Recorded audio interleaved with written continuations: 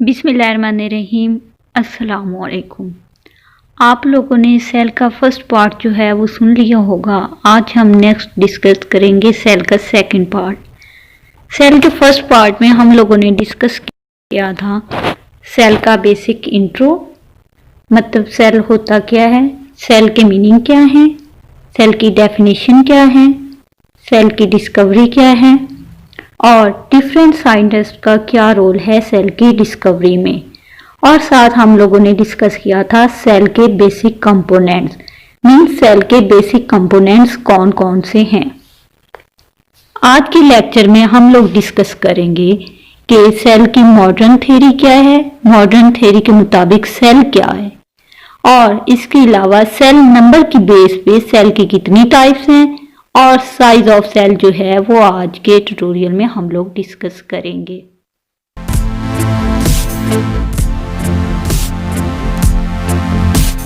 First lecture का link आप लोगों को डिस्क्रिप्शन में मिल जाएगा। वीडियो को लाइक करें, चैनल को सब्सक्राइब करें और बेल आइकन को जरूर। तो आइए अब हम डिस्कस करते हैं कि मॉडर्न सेल थ्योरी के मुताबिक सेल के कौन कौन से फीचर हैं। तो सबसे पहला पॉइंट इसमें है कि cell is the fundamental unit of structure and function of living organisms. यानी कि सेल जो है हमारे पास है वो किसी भी लिविंग ऑर्गेनिज्म के स्ट्रक्चर और फंक्शन का बुनियादी यूनिट है। नेक्स्ट हमारे पास है पॉइंट नंबर 2 है new sales arise from pre existing cells through division. यानी कि जो भी कोई न्यू सेल बनता है तो वो ऑलरेडी मौजूद सेल से बनता है, और एक सेल से दूसरे सेल बनने का जो प्रोसेस होता है वो डिवीजन होता है। यानी कि एक सेल हमारे पास मौजूद है, उसमें डिवीजन होगी तो उससे हमारे पास नेक्स्ट सेल बनेगा, और जो चीज़ें पहले वाले सेल में मौजूद होती हैं उससे जो न्यू सेल बनता है उसमें भी सेम वही चीज़ें मौजूद होती हैं। फ़र्ज़ करेंगे हमारे पास कोई भी सेल 1 है, इससे हमारे पास कोई भी सेल बना है जिसको हम 2 का नाम दे देते हैं। तो ये वाला जो सेल है, ये वाला सेल, सेल फर्स्ट, इसके पास जो जो चीज़ें होंगी, जो इसका जेनेटिक मेकअप होगा वही जो है वो इस सेल 2 का होगा। नेक्स्ट हमारे पास पॉइंट नंबर 3 है कि energy flow occurs within cells. यानी कि एनर्जी रिलेटेड जो भी प्रोसेस हो रहा है, जो भी मैकेनिज्म परफॉर्म हो रहा है वो सेल के अंदर हो रहा है, चाहे वो एनर्जी बन रही है चाहे वो एनर्जी जो है वो यूज़ हो रही है। ये सारा प्रोसेस कहाँ पे होता है? सेल के अंदर।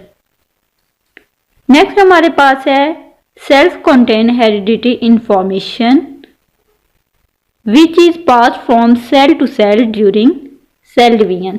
जैसे अभी हम लोगों ने पॉइंट नंबर 2 में डिस्कस किया था कि एक सेल के पास जो भी उसके पास डाटा होता है, जो भी उसके पास चीज़ होती है, जो भी इंफॉर्मेशन होती है वो सारी की सारी जो है वो उस सेल में ट्रांसफ़र करता है जो कि उससे बन रहा होता है। अब ये सेल के अंदर मौजूद ये सारा डाटा जो होता है, ये सारी चीज़ें जो होती हैं, इसी के अंदर ये हेरिडिटी इंफॉर्मेशन होती है। हेरिडिटी इंफॉर्मेशन यानी कि जो विरासती इंफॉर्मेशन होती है, विरासती मालूमात होती है, यानी कि एक नस्ल से जो दूसरी नस्ल में चीज़ें ट्रांसफ़र होनी होती हैं, इसको हम हेरिडिटी मटेरियल कहते हैं। और ये किसकी फॉर्म में होती है? ये डीएनए के फॉर्म में होता है। नेक्स्ट है हमारे पास all cells are basically the same in chemical composition in organism of similar species. यानी कि जब हम लोग एक स्पीशी की बात करते हैं तो उसके अंदर जितने भी सेल होंगे उनकी जो केमिकल कंपोजिशन है वो सेम होगी। अगर हम ह्यूमंस की बात करें तो एक सेल में जितने भी क्रोमोसोम्स के नंबर हैं दूसरे सेल में भी वही होंगे, चाहे फिर वो हाथ के सेल होंगे चाहे फिर वो पाँव के सेल होंगे, उनमें क्या है, क्रोमोसोम का नंबर सेम रहेगा। लेकिन अगर हम लोग ह्यूमंस के अलावा कैट्स की बात करते हैं तो कैट्स में आप डिफरेंट होंगे, लेकिन कैट्स की जो सारी स्पीशीज होंगी ना उनमें वो सेम होंगे। नेक्स्ट हमारे पास पॉइंट है कि all non living things are made up of 1 और मोर सेल। यानी कि जितनी भी लिविंग थिंग्स हैं, जितनी भी जानदार अशिया हैं, वो क्या होती हैं, वो सेल से मिलके बने होते हैं। या तो उनमें ज़्यादा सारे सेल होंगे, अगर ज़्यादा सारे नहीं हैं तो कम अज कम उसमें एक सेल का होना ज़रूरी है। ये 6 पॉइंट से ही लेके 7 पॉइंट उसी से आगे है कि कुछ ऑर्गेनिजम्स ऐसे होते हैं जो सिर्फ और सिर्फ एक ही सेल से मिलके बने होते हैं, मतलब उनकी जो बॉडी होती है वो सिर्फ और सिर्फ एक ही सेल पे मुश्तमिल होते हैं, और ऐसे ऑर्गेनिजम्स को हम कहते हैं यूनिसेलुलर। यूनि मतलब एक, सेलुलर मतलब सेल, यानी कि वो ऑर्गेनिज्म जिनके अंदर क्या है, एक ही सेल है। अब जिनके अंदर एक ही सेल होता है तो उसमें क्या होता है, उसके जो भी लाइफ रिलेटेड प्रोसेस हो रहा होता है वो सारा उसी सेल के अंदर ही हो रहा होता है। अब इससे नेक्स्ट पॉइंट है हमारे पास कि कुछ ऑर्गेनिजम्स ऐसे होते हैं जिनके अंदर एक से ज़्यादा सेल होते हैं। एक से ज़्यादा मतलब मोर देन वन, मतलब मल्टी सेलुलर।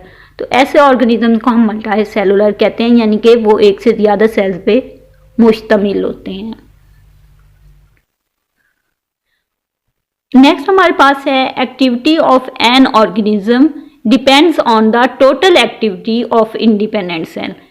यानी कि कोई भी ऑर्गेनिज्म है, ये समझ लें कोई भी ऑर्गेनिज्म है, इसकी जो ओवरऑल एक्टिविटी होगी वो किस पे डिपेंड करेगी, इसके अंदर जितने भी सेल पड़े हैं ये सारे मिलके उस ऑर्गेनिज्म की एक्टिविटी बनाएंगे। यानी कि ये सारे सेल जो हैं वो अपना अपना काम करेंगे और वो काम जो होगा वो ओवरऑल उस ऑर्गेनिज्म का काम कहलाएगा। नेक्स्ट हमारे पास है कि जो सेल्स होते हैं अब उन्होंने डिफरेंट टास्क जो है वो परफॉर्म करने होते हैं। अब सेल का स्ट्रक्चर क्या होगा ये उसके फंक्शन पे डिपेंड करेगा। सेल का स्ट्रक्चर जो होगा वो उसके फंक्शन पे डिपेंड करेगा कि जिस तरह का उसने काम सर अंजाम देना होगा उसी तरह का उस सेल का स्ट्रक्चर होगा। जैसे कि अगर हम लोग नर्व सेल्स की बात करें ना, तो इसमें क्या होते हैं, सेल जो होते हैं वो इलोंगेटेड होते हैं, यानी कि लंबे होते हैं। वो किस लिए, अब नर्व सेल्स का आप लोगों को पता है ये क्या करते हैं, ये मैसेज कन्वे करते हैं हमारे दिमाग से हमारे डिफरेंट बॉडी पार्ट्स में। तो इसके लिए अब क्या होता है कि इनके जो सेल्स होते हैं ना वो इलोंगेटेड होते हैं। अब नेक्स्ट हम लोग बात करते हैं नंबर ऑफ सेल्स की, यानी कि सेल्स की तादाद की। तो सेल्स की तादाद के लिहाज से भी इसको ऑर्गेनिजम्स को डिफरेंट टाइप्स में तकसीम किया जाता है।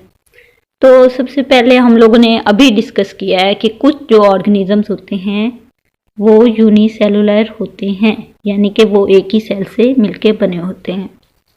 अब इस ऑर्गेनिजम्स की एग्जांपल्स में हमारे पास आ जाता है बैक्टीरिया है, यीस्ट है, क्लेमैडमोनास है, डायटम्स हैं और कॉस्मेरियम्स हैं। ये सारे क्या हैं, यूनिसेलुलर हैं, यानी कि ये सिर्फ और सिर्फ एक सेल पे मुश्तमिल होते हैं। अब जो यूनिसेलुलर ऑर्गेनिजम्स होते हैं उसमें एक ही सेल होता है, तो उनका वो जो एक सेल होता है उसके अंदर वो सारी खसूसियात होती हैं जो कि इनको ज़िंदा रखती हैं, यानी कि सेल के जितने भी फंक्शन हो रहे होते हैं जो कि उसके लिए ज़रूरी होती हैं, और जो भी सेल की रिक्वायरमेंट्स होती हैं, जो भी ऑर्गेनिज्म की रिक्वायरमेंट्स होती हैं, वो सारी की सारी एक ही सेल जो है वो परफॉर्म कर रहा होता है। ये हमारे पास इकोलाई है, यानी कि एस्कर्शा इकोलाई, जो कि बैक्टीरिया की टाइप है। तो ये भी हमारे पास क्या है, यूनिसेलुलर है।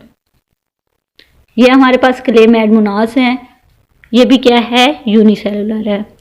ये हमारे पास कॉस्मेरियम है और ये हमारे पास है पिनोलेरिया। ये मैंने इसमें पिक्स भी ऐड कर दी हैं ताकि आप लोगों के माइंड में जो कंसेप्ट है वो क्लियर हो जाए। नेक्स्ट यहाँ पे बात की गई है कि in green alga Pediastrum the coenobium is having a fix number of cells, यानी कि कुछ एग्जांपल्स हमारे पास ऐसी हैं जिनके अंदर जो सेल्स होते हैं ना उनके फिक्स नंबर होते हैं। अब ये हम किस सिलसिले में बात करें, कुछ जो होते हैं ऑर्गेनिज्म उनके अंदर क्या होता है, सेल्स की कॉलोनीज बनी होती है, यानी कि एक से ज़्यादा सेल्स होते हैं। एक सेल होता है, एक सेल से दूसरा बनता है, दूसरे से तीसरा, तीसरे से चौथा। तो इस तरह इन्होंने क्या एक कॉलोनी बनाई हुई होती है।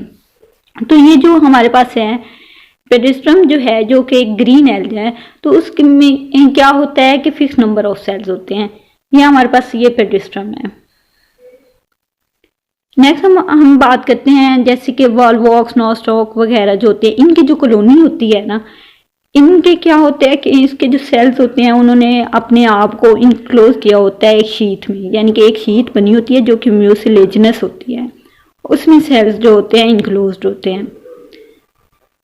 ये देखेंगे हमारे पास वॉलवॉक्स है, वॉलवॉक्स की कॉलोनी है, और ये हमारे पास है नॉस्टॉक की कॉलोनी।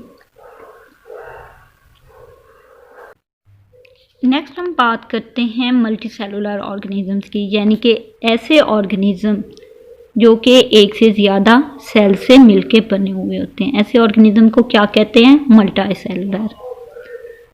अब इसमें क्या होते हैं, एक से ज़्यादा सेल्स होते हैं तो हर सेल के जिम्मे काम होता है कि इसने ये काम करना है, इस सेल ने ये काम करना है, उस सेल ने ये काम करना है। ये सारे सेल मिलके एक ऑर्गेनिज्म के जो काम होते हैं वो सारे अंजाम देते हैं, यानी कि इनमें डिवीजन होती है, डिवीजन ऑफ लेबर इसको कहा जाता है। सेल जो होते हैं वो मिलके बनाते हैं टिश्यू, टिश्यू जो होते हैं सेल्स मिलके क्या बनाते हैं? टिश्यू, टिश्यू मिलके बनाते हैं ऑर्गन, और ऑर्गन जो होते हैं वो मिलके बनाते हैं हमारे पास ऑर्गन सिस्टम, और एक से ज़्यादा ऑर्गन सिस्टम मिलके हमारे पास क्या बनाते हैं? ऑर्गेनिज्म। अब ये ऑर्गेनिज्म के जो भी टास्क होते हैं, जो भी फंक्शन होते हैं, वो बेसिकली कौन परफॉर्म कर रहा है? वो सेल परफॉर्म कर रहा है। ढेर सारे सेल मिलके क्या बनाएंगे? टिश्यू, टिश्यू ऑर्गन, और ऑर्गन ऑर्गन सिस्टम बनाएंगे, ऑर्गन सिस्टम से बनेगा ऑर्गेनिज्म। तो इस ऑर्गेनिज्म के जो सारे फंक्शन हैं वो किस पे डिपेंड कर रहे होते हैं? वो इस सेल पे डिपेंड कर रहे होते हैं।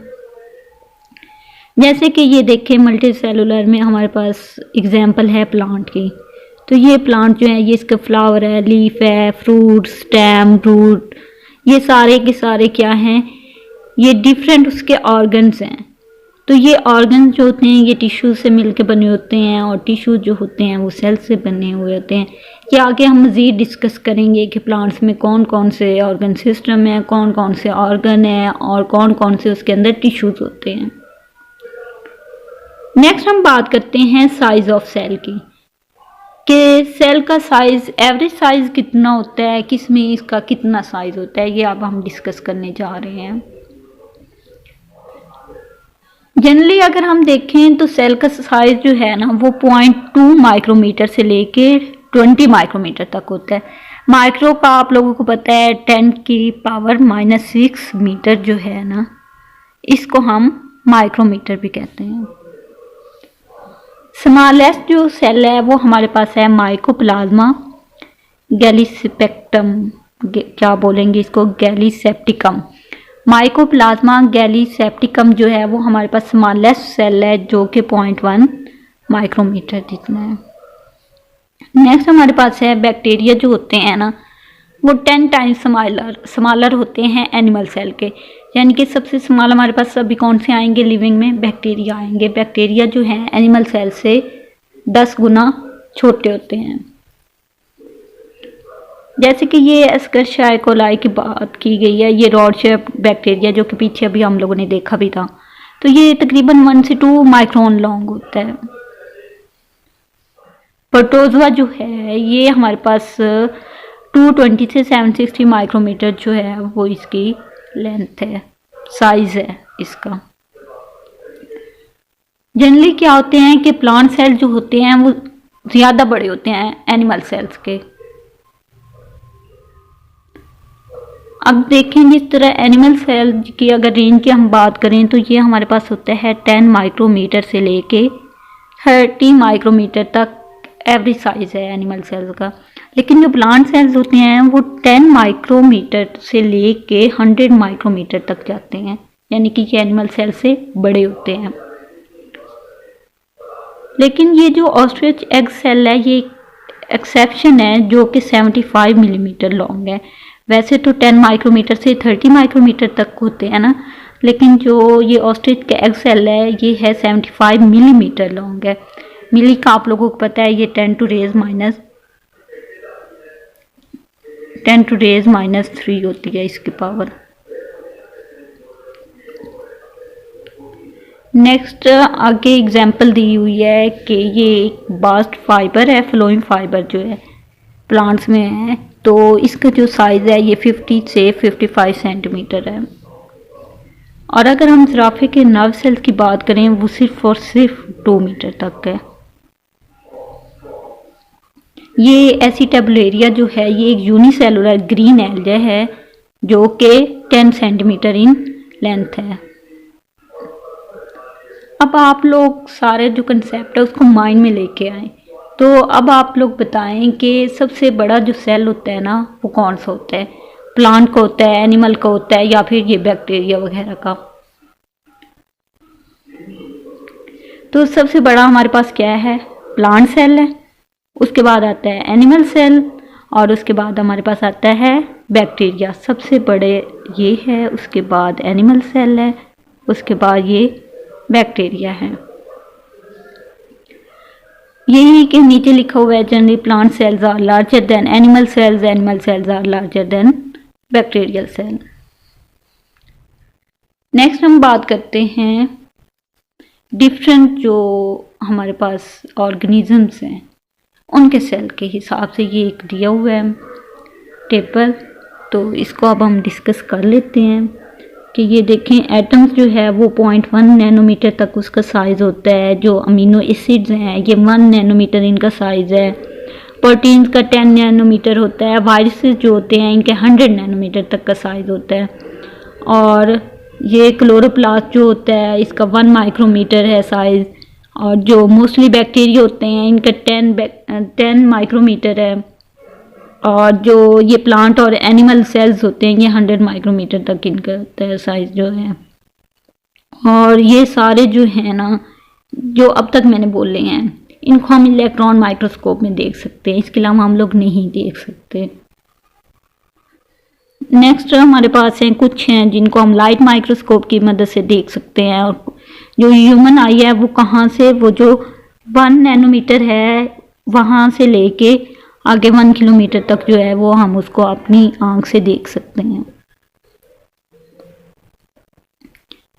नेक्स्ट हमारे पास है कि सेल्स जो होते हैं वो इतने छोटे क्यों होते हैं। तो आपके जहन में इस वक्त भी क्या आ रहा होगा कि सेल जो है वो इनका साइज इतना छोटा क्यों होता है। तो यही अब हम डिस्कस करेंगे कि सेल का साइज जो है वो इतना छोटा क्यों होता है। सर्वाइवल के लिए अब क्या होता है कि सेल को अपने इन्वायरमेंट के साथ एक हेल्दी कनेक्शन बनाना होता है, ठीक है। इसलिए वो एक सर्टेन लिमिट तक ही ग्रो कर सकते हैं। अगर तो वो अपनी उस लिमिट को क्रॉस करेंगे यानी कि बहुत बड़े हो जाएंगे तो फिर इसकी वजह से क्या होता है कि उनका जो वॉल्यूम है वो भी इंक्रीज हो जाएगा। अब वॉल्यूम इंक्रीज होगा तो जाहिर सी बात है उन्हें ज़्यादा जगह चाहिए होगी, तो इस तरह करके वो इन्वायरमेंट में अकोमोडेट नहीं कर सकते। सेल का साइज़ ज़्यादा होगा, उन्हें जगह ज़्यादा चाहिए होगी, यानी कि सरफेस एरिया जो है वो उन्हें ज़्यादा चाहिए होगा। तो इसके अलावा यह है उनकी जो नीड्स होंगी, रिक्वायरमेंट्स होंगी वो भी ज़्यादा होंगी। तो इसलिए ये नेचर के एक इसको अडेप्टेशन कह लें, तो इसी लिहाज से जो सेल्स हैं उनका साइज़ जो है वो समान रखा गया है। या फिर इसको आप कुदरत का कानून समझ लें, कुदरत का आप इसको करिश्मा कह सकते हैं। अगर कोई भी आप लोगों को कन्फ्यूजन हो या कोई भी आप लोगों को पॉइंट समझ ना आया हो तो आप लोग कमेंट सेक्शन में पूछ सकते हैं। Thank you.